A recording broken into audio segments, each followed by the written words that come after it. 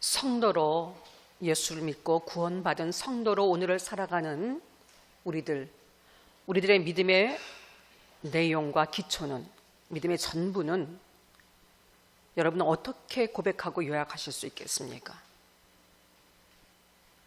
그 시작은, 믿음의 시작은 우리가 얼마나 죄인인가를, 우리 인간 존재에 대한 올바른 인식에서부터 시작됩니다.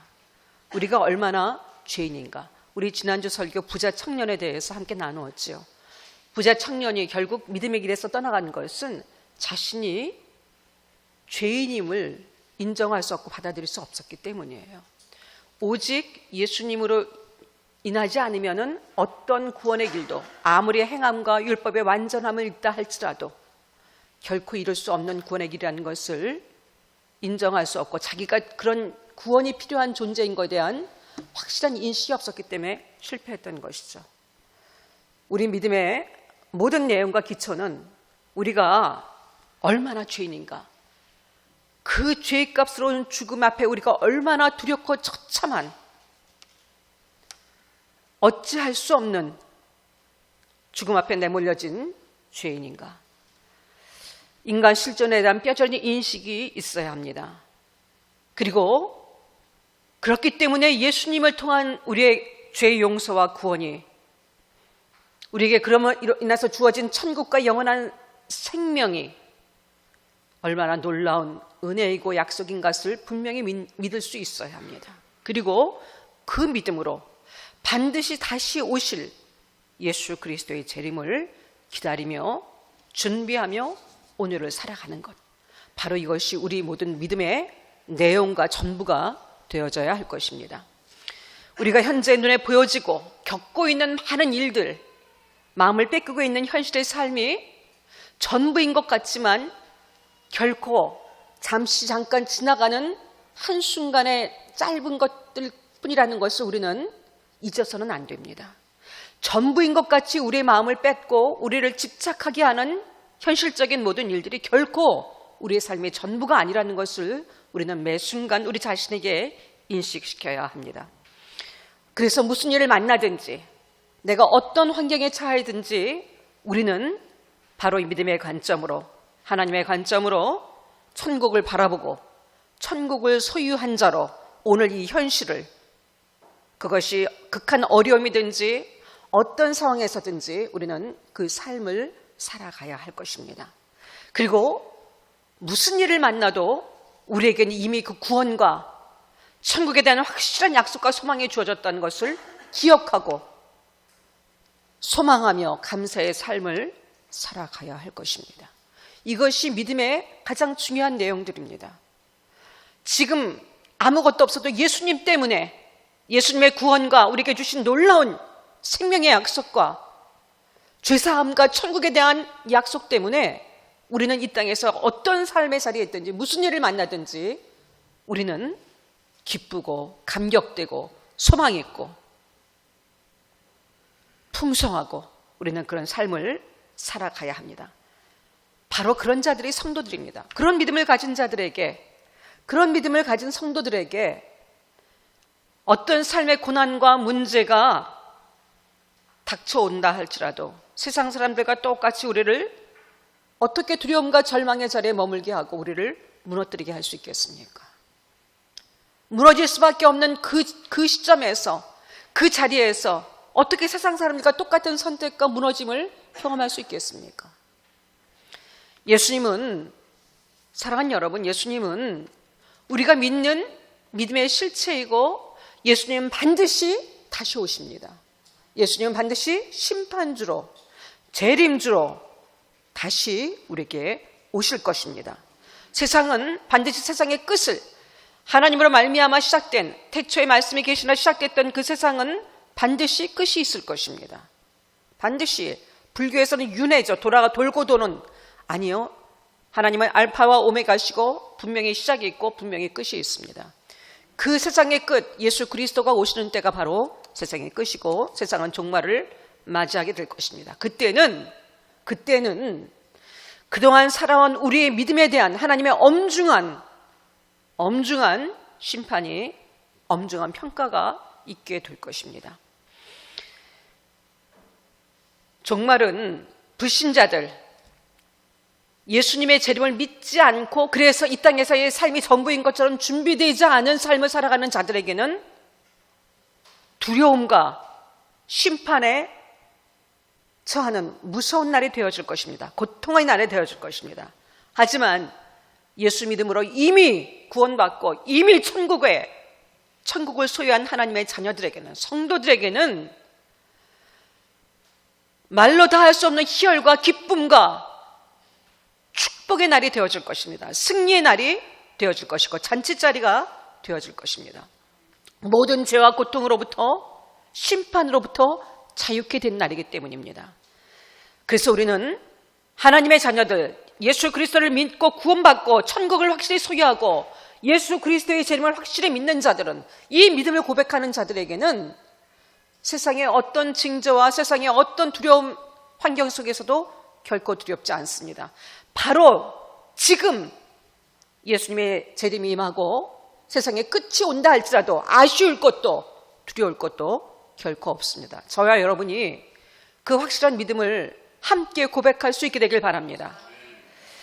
다시 오실 예수님, 그로 인해 주어진 천국을 믿지 않는 것은 여러분, 예수를 믿지 않는 것입니다. 예수를 믿는 것은 교회에 나와서 예배드리고 기도하면서 나의 문제를 해결해달라고 하나님께 나아오고 내가 갖고 있는 믿음을 행사하고 그것을 믿음이라고 착각하고 가고 있는 것이 아니라, 믿음은 예수 그리스도께서 다시 반드시 오실 것이고 그것을 믿고 사는 것, 다시 오실 예수님을 그리고 천국을 믿지 않는 것은 사랑하는 여러분, 예수 믿지 않는 것입니다. 지금 그렇기 때문에 마지막 시대를 지금 살아가고 있는 우리들에게 가장 시급하고 가장 최우선적인 하나님의 권고와 말씀은 바로 이 예수 그리스도의 재림에 대한 메시지입니다. 그 어떤 것보다도 예수님은 다시 오신다. 그 예수님 앞에서 나는 어떻게 살고 있는가? 어떻게 살아야 될 것인가? 나는 어떻게 이 확실한 믿음 속에서 오늘을 살아가고 있는가? 그렇게 우리는 지금 어느 때보다도 이 예수 그리스도의 재림과 이 마지막 말세에 대한 이 메시지가 너무나 필요하고 중요한 때라고 생각을 합니다. 우리는 어떻게 재림을 준비하며 이 마지막 때를 살아가고 있는가? 우리는 다 그 믿음을 갖기를 원합니다. 그런데 예수님이 그러나 인자가 올 때에 이 믿음을 보겠느냐? 누가복음 18장 8절에 보면요, 그러나 인자가 올 때에, 인자가 다시 올 때에 내가 이 믿음을 너희에게서 찾을 수 있겠느냐? 그 얘기는 참 두렵지만 많지 않다는 거예요. 내가 이 믿음을 볼 수 있겠느냐? 우리가 생각하는 믿음과 하나님이 우리를 바라보시는 믿음과 하나님의 평가에 합당한 믿음은 많이 다릅니다. 우리의 비극이 거기에 있습니다. 예수를 믿는다고 고백하며 교회 안에, 교회를 안전지대로 생각하고 머물고 있는 사람들의 비극이 바로 여기에 있습니다. 세상의 종말이 우리 생애 중에 오지 않는다 할지라도 우리에게는 여전히 개인적인 종말, 죽음 앞에 우리는 서게 될 것입니다. 저는, 여러분은 지금 당장 그 종말이 여러분에게 닥친다 할 때 세상을 떠나 죽음 앞에 설 준비가 되어 있으십니까? 사람들이 두 가지 부류죠. 크게 두 가지 부류입니다. 믿거나 믿지 않거나. 아예 재림에 대해서 관심이 없고 아예 지식이 없거나,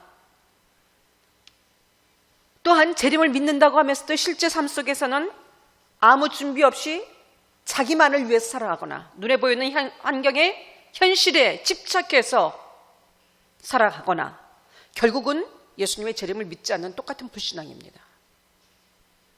이렇게 믿지 않거나 재림을 고대하며 현실에 서서 무슨 일을 만나든지 고통스럽든지 슬프든지 분노하든지 어떠한 순간에도 바로 이 예수님의 재림을 믿는 믿음 때문에 그 앞에서 내가 어떻게 살아갈 것인가를 다시 한번 점검하고 믿음으로 살아가는 것. 이렇게 그 삶에 최선을 다하는 것. 두 가지 삶으로 갈라지게 됩니다. 여러분은 어디에 속해 계십니까? 재림의 때에 우리가 가장 우선적으로 해야 할 일은 우리 자신의 믿음의 검증입니다. 나의 믿음은 어떠한가? 속일 수 있습니다. 사람들 속일 수 있고 얼마든지 외형적인 것으로 포장해 갈 수 있습니다. 아무개 집사 참 믿음 좋아. 참 봉사도 많이 해. 기도도 많이 해. 참 열심히 있지? 중요한 것은 본질을 잃지 않고 정말로 예수 그리스도를 믿고 있느냐예요. 그래서 예수님의 그 임재와 그 도래할 천국 앞에서 이 땅에서 그 천국의 삶을 위해서 오늘 어떤 준비를 하며 어떤 삶을 살아가고 있는가?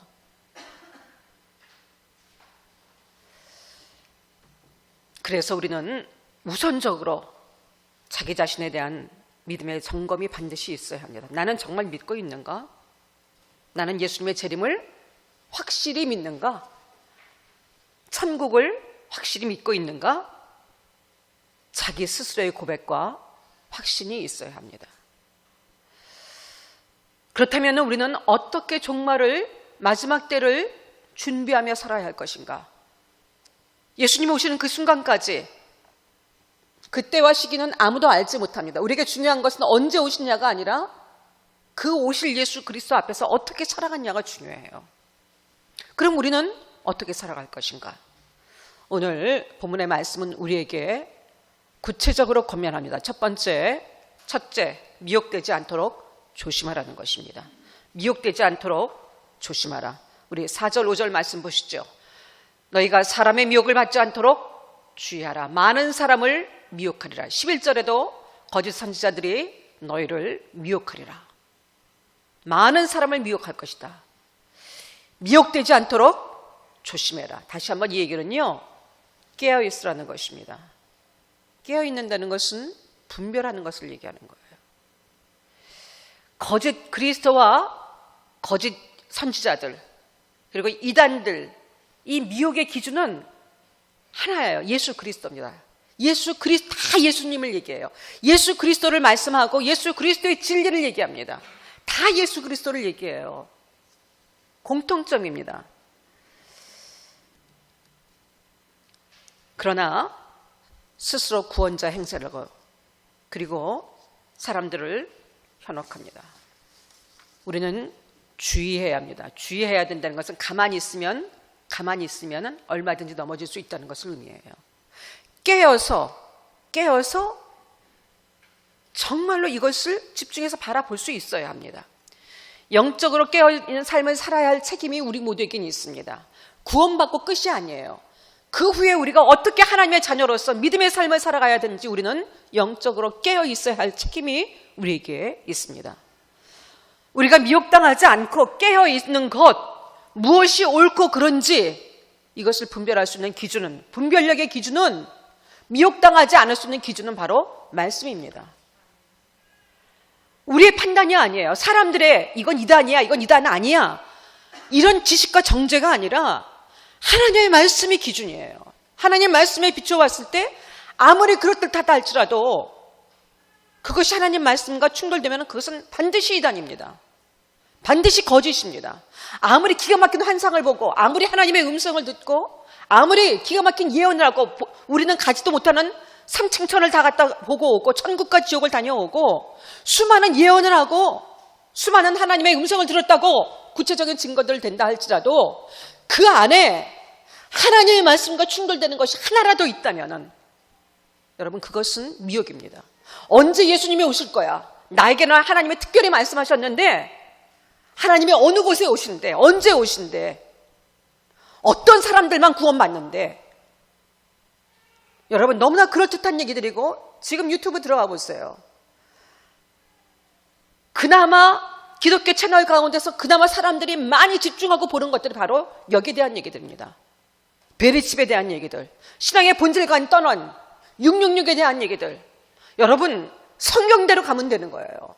이것이 진짜냐, 너가 귀신이냐 아니냐를 따질 것이 아니라 우리가 집중해야 될 것은 귀신이 아니라 사단의 역사가 아니라 하나님의 말씀이고 하나님의 역사예요.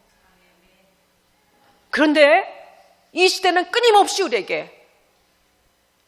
우리의 관심과 우리의 모든 것들을 하나님 말씀이 아닌, 본질이 아닌 다른 것들, 진짜 같이 보이는 가짜들에게 집중하고 시간을 낭비하게 만듭니다. 그리고 우리를 미혹하게 만듭니다. 성경을 바르게 알지 못하면 여러분, 이단의 미혹과 거짓 교리에 쉽게 넘어갑니다. 쉽게 미혹당합니다. 한 가지 기준이에요. 성경을 알면 절대로 미혹당하지 않습니다. 성경 가운데 정확히 서 있으면은 어떤 말을 한다 할지라도 절대로 분별하게 되어 있습니다. 성경을 지나치게 이성적이고 논리적이고 합리적인 사고로 이해하려다가는 이단에 쉽게 현혹당합니다. 왜 이단에 여러분 수많은 지식인들이라고 많은 대학 교수들, 전문직에 있는 사람들이, 종사하는 사람들이 많은지 아십니까? 그들은요, 1 더하기 1은 2다라는 논리적이고 확실한 대답을 듣길 원해요. 그런데 성경은 하나님께서 우리에게 알게 계십니다. 알게 하시는 것만큼만 아는 거예요. 우리가 절대로 다 사사로이 풀을 수 없습니다. 우리가 알지 못하는 것들이 더 많아요. 우리는 알 수 없는 것을 탐색하는 것이 아니라 하나님이 알려주시는 것만을 우리가 깨닫고 그 안에서 가야 하는 것입니다. 하지만 이단은 자신들의 언어로 아주 사람들이 솔깃할 만한 굉장히 논리적이고 그리고 분명한 결론을 우리에게 제시합니다. 세상의 학문과 세상의 학벌이 여러분 절대로 이 분별력을 우리에게 주지 않습니다. 얼마나 많은, 우리가 그냥 객관적으로 봐도 얼마나 허접하고 가짜인 그 이단 속에 얼마나 많은 세상에서 잘났다고 하는 사람들이, 정치인들, 연예인들, 지식인들이 얼마나 많이 그 속에 포진되어 있습니까? 말씀이 아닌 다른 자신의 감정과 다른 것들에 기초한 잘못된 신앙 가운데 서 있었기 때문이에요. 열심은 하나님의 말씀을 추구하고 말씀 앞에 있는데 써야 하는 것입니다. 세상에 또한 자신의 성공만을, 이 신앙이, 믿음이 자신의 성공만을 위한 기복신앙, 또 기사와 이적을 쫓아다니는 말씀이 아닌 말씀에 따른 표적들, 그것이 목적인 은사의 나타남과 능력이 나타남, 병 고치는 곳, 기적이 나타나는 곳, 이런 것들을 쫓아다니고 균형을 잃고 치우친 잘못된 신앙은 쉽게 미혹당하기 쉽습니다. 여러분, 사단도 똑같이 흉내내요. 생명을 주지 못할 뿐이죠. 차이는 기적을 통해서, 이적을 통해서, 기사와 이적을 흉내내는 것을 통해서 영혼들을 망가뜨리고 하나님으로부터 분리시키는 것에 있어요. 또한 교회에 대한 불만, 교회의 리더십에 대한 불만, 교회 공동체에 대한 불만과 불신은 거짓 선지자와 이단에 빠지기 쉽게 합니다. 사랑하는 여러분, 한 교회를 하나님이 허락하시고 섬기게 하셨을 때는 그 공동체로서 절대로 연합하고 그 질서 가운데 따라야 하는 거예요. 교회는 거룩한 사람들이 모여서 완성된 곳이 아닙니다. 부족한 사람들이 모여진 곳이에요. 악한 죄인들이 모여진 것입니다. 냄새가 날 수밖에 없고 충돌이 될 수밖에 없고 갈등이 생길 수밖에 없어요. 목사 또한 부족한 인간입니다. 그런데 하지만 그 안에 하나님의 말씀이 있고 이 공동체가 하나님 안에서 말씀으로 믿음으로 세워져가는 공동체라면 여러분, 내 생각과 좀 충돌이 되고 다르고 내가 더 잘하는 것 같고 판단이 되는 것이 있다 할지라도 불만이 생긴다면은 그거는 교회를 탓하고 공동체를 탓할 것이 아니라 나의 자신의 믿음을 돌아봐야 되는 거예요. 그거는 반드시 사단이 점거할 수 있는 은신처를 제공하는 것과 똑같은 거예요.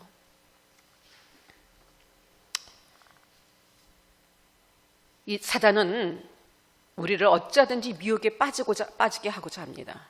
내가 옳은 것으로, 교회가 강단에서 선포되는 말씀이, 그리고 교회에서 추구하는 같이 공동체가 추구하고 있는 이 하나님의 주신 목적들이 자기와 조금 뭔가 못 미친다고 생각이 들 수도 있고 다르다고 생각될 수도 있고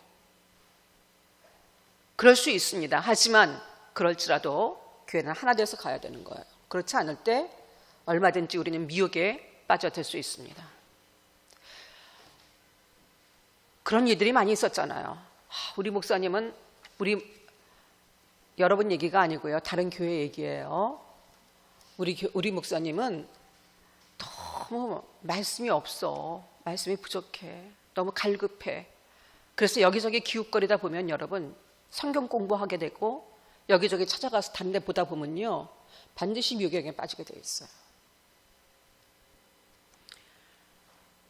우리는 언제든지 하나님 앞에서 말씀을 기준으로 나 자신을 점검할 수 있어야 되고 그리고 언제나 나를 돌아보면서 이 미혹에 넘어지지 않도록 할 수 있어야 합니다.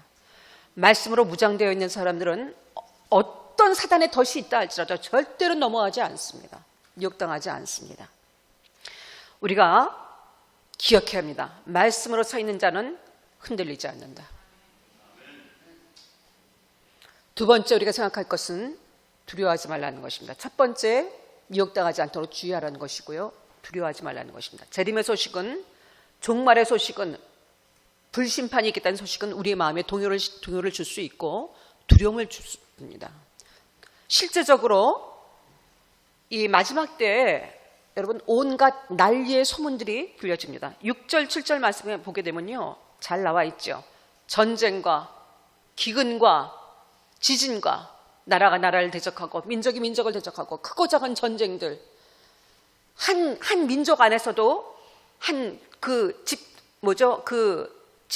지파라고 얘기할 수 있죠. 종족 간에 얼마나 치열한 분쟁, 종교 분쟁, 얼마나 많은 무슬림에 의한 테러 이런 것들이 지금 현재 실제적인 상황이잖아요. 그리고 누가복음 21장 10절 11절 보게 되면 한 가지 더 첨가되어 있습니다. 전염병에 마태복음에 나와 있지 않은 전염병이 하나 더 첨가가 되어 있어요. 바로 이 마지막 세대의 증거들입니다. 우리가 지금 마지막 때를 살고 있는 거 맞죠? 얼마나 많은 지진으로 여러분 일본에서 지진이 나갔고요. 원전이 다 파괴가 되고 지금 그 피해를 세계 각국이 다 보고 있지 않습니까? 해산물들 마음대로 먹을 수가 없고 이제 지금 그 오염수들을 지금 방류하겠다고 해서 지금 세계가 긴장하고 있지 않습니까? 얼마나 많은 쓰나미가 필리핀을 비롯해서 인도와 많은 해변을 덮어서 지각 변동을 세우고 얼마나 많은 기상이변이 있고 두려운 자연재해와 징조들이 얼마나 많이 있습니까? 지금 우리는 지금 코로나19라는 전 세계적인 팬데믹 현상을 겪고 있습니다. 우리나라도 또한 예외가 아니죠. 확실한 마지막 때의 징조들입니다. 이런 속에서 우리가 두려움을 느끼는 것은 당연합니다. 그러나 이 모든 것은 재난의 시작이라고 했어요. 종말의 시작이라고 했습니다. 그 얘기는 끝까지 예수님 오는 그날까지 계속된다는, 한 번 하고 끝나는 게 아니라 앞으로 계속 되어질 것이라는 것을 말씀하는 것입니다. 그리고 또한 그리스도인들에 대한 핍박이 가시화될 것입니다. 9절 10절에 보게 되면 여러분 지금 우리가 지금 피부로 느끼고 있지 않습니까? 예수 믿는다는 것 때문에 예수 믿는 사람들 싫어하고 마치 교회가 병균의 온상이 코로나의 온상인 것처럼 교회 안에서 사람들이 모여서 교제하고 밥 먹는 건 안 되는데 식당에 나가서 교제하고 머리를 마주대고 술을 마시고 춤을 추고 노래하고 밥 먹고 교제하는 것 괜찮습니다. 하지만 교회 안에서 교회 사람들은 밖에 나가면 식당에서도 경계하고 식당에서 기도하고 밥 먹으면요 다시 한번 쳐다보는 이런 시대에 우리가 살고 있습니다. 얼마나 많은 이 지금 SNS에서 댓글들이 불공경하고 경건하고 하나님 두려운 줄 모르고 함부로 하나님에 대해서 말하는 이 댓글들이 얼마나 많이 지금 횡행하고 있습니까? 언론 또 어떠합니까? 마치 교회가 비리 온상인 것처럼 포커스를 맞춰서 지금 그렇게 여론을 호도하고 있지 않습니까? 그 속에서 우리가 물론 잘못했습니다. 하지만 기독교인들의 설 자리가 점점 없어져 가고, 점점 지금 우리에 대한 예수 믿는다는 것, 단지 예수의 이름을 부르고 예수를 믿는다는 것 때문에 우리의 입지는 점점 더 좁아지고 우리는 미움을 당하게 될 것입니다. 손해를 보게 될 것입니다.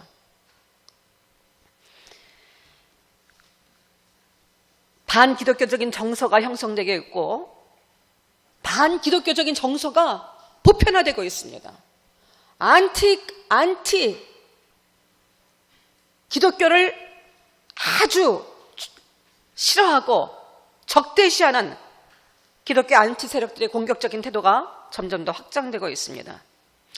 예수님만이, 말씀만이 진리고 생명이라는 절대적인 우리 이 복음의 진리와 가치를 싫어하고 비판하고 독선적이라고 폐쇄적이라고 비판하고, 구원은 어떤 것을 어떤 종교를 믿어도 구원이 있고 다 종교가 하나로 통합되고 연합되어졌을 때 이 땅에 평화가 온다는 거짓 이론들을 주장하고 그것을 이루기 위해서 지금도 도모하고 해가고 있는 현실입니다. 사회 각 분야마다 불법이 성하고 사랑이 식어져 가고 있습니다. 이것 또한 마지막 시대의 증거죠. 미움은 말살 때 나타나는 중요한 징조입니다. 온갖 사건의 여러분 근본적인 원인을 보십시오. 대부분 미움이에요. 미움에서 나는 것입니다. 가족, 교회, 그리고 사회 공동체 간의 적대감과 증오심이 더욱 커질 것입니다. 왜냐하면 사람들이 자기 자신만 사랑하는 이기적인, 이것이 마지막 시대의 징조이기 때문입니다. 자기만 사랑해서 이기적이고 타인과 공동체에 대해서는 지나치게 편협하고 지나치게 엄중한 잣대를 대고 또한 무관심해질 것입니다. 나만 귀하고 나만 잘 살면 된다는, 나의 유익을 위해서는 어떤 것도 깨트려 버릴 수 있고 어떤 것도 버릴 수 있고 어떤 가치도 가차없이 버릴 수 있는 이것이 바로 마지막 세대의 특징입니다. 디모데후서 3장 1절부터 5절까지 보십시오. 디모데후서 3장 1절로부터 5절까지 보게 되면요, 자, 디모데후서 3장 1절로 5절까지 열어주세요. 사람들이 돈을 사랑하고 사랑을 버리고 이러는 많은 것들이 기록이 되어져 있습니다. 사랑하는 여러분, 성령님의 열매는 한 가지로 여기된다. 단수예요. 프루트 단수입니다. 바로 사랑입니다. 하나님의 말씀의 핵심은 무엇입니까? 사랑이에요. 성경 전체의 한 가지 요약은 사랑입니다. 예수님의 말씀의 핵심은 한 단어는 뭐예요? 사랑이고 사랑을 행하는 것이에요. 하나님 사랑, 이웃 사랑. 근데 지금 마지막 세대는, 말세는 바로 사랑하고 사랑을 신철하는 것인데도 불구하고 계명을 지키지 않으니 불법이 성행할 수밖에 없고 사랑이 식어질 수밖에 없는 것입니다. 이런 상황 속에서 우리는 두렵습니다. 안정이 되지 않고 불안합니다. 장래가 불투명하고 흉흉하고 혼란스럽고 두렵습니다. 그러나 하나님을 신뢰하고 이 마지막 때는 반드시 올 것이지만 이 마지막 때 또한 여전히 하나님의 손뜻과 계획 가운데 있고 그 후에는 우리에게 영원한 천국과 영생이 이미 준비되어져 있다는 것, 우리에게는 이 심판이 승리와 축복의 시간이라는 것을 기억할 때 우리는 모든 두려움을 믿음으로 몰아낼 수 있을 것이며, 그리고 당연히 이 시대 속에서 구별된 삶을 두려워하지 않고 오히려 믿음에 서서 담대하게 살아갈 수 있게 되었을 것입니다. 세 번째, 미혹당하지 않도록 주의하라. 두려워하지 말아라. 이 모든 소식과 이 모든 상황 앞에서도 움츠러들거나 두려워하지 말고 도망가지 말아라. 세 번째 하시는 말씀은요, 끝까지 견디며 복음을 전파라는 것입니다. 우리 13절 14절 말씀 열어주십시오. 본문의 13절 14절 우리 같이 읽습니다. 그러나 끝까지 견디는 자는 구원을 얻으리라. 이 천국 복음이 모든 민족에게 증언되기 위하여 온 세상에 전파되리니 그제야 끝이 오리라. 아멘. 올바르게 믿고 이 마지막 때 더욱더 신앙을 지키고 믿음의 길에 서고자 하려고 하는 사람들에게는 많은 고난과 어려움이 당면할 것입니다. 손해볼 수 있습니다. 하지만 하나님 앞에 하나님을 위해서 뭔가 손해볼 수 있다면 그건 우리에게 특권이고 축복이죠.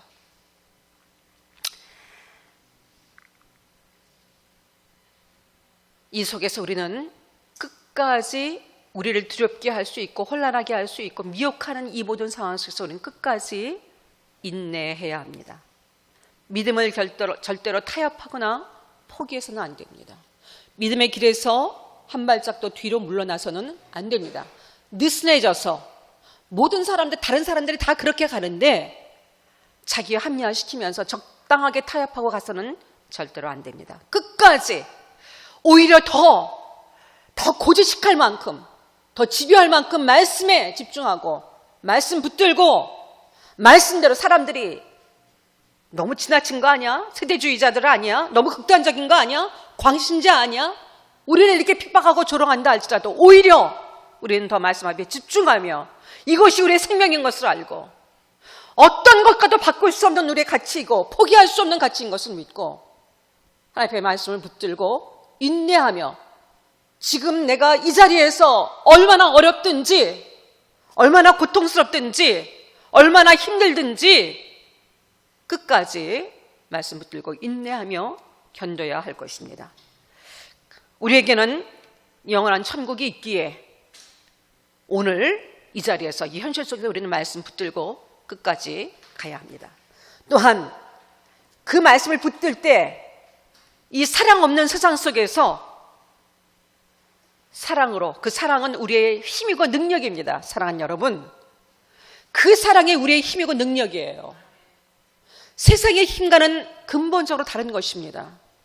사랑이 얼마나 사랑할 수 있느냐, 사랑할 수 없을 때도 사랑할 수 있느냐, 그것이 우리의 힘이고 능력이고 우리의 자존심이고 우리의 특권입니다.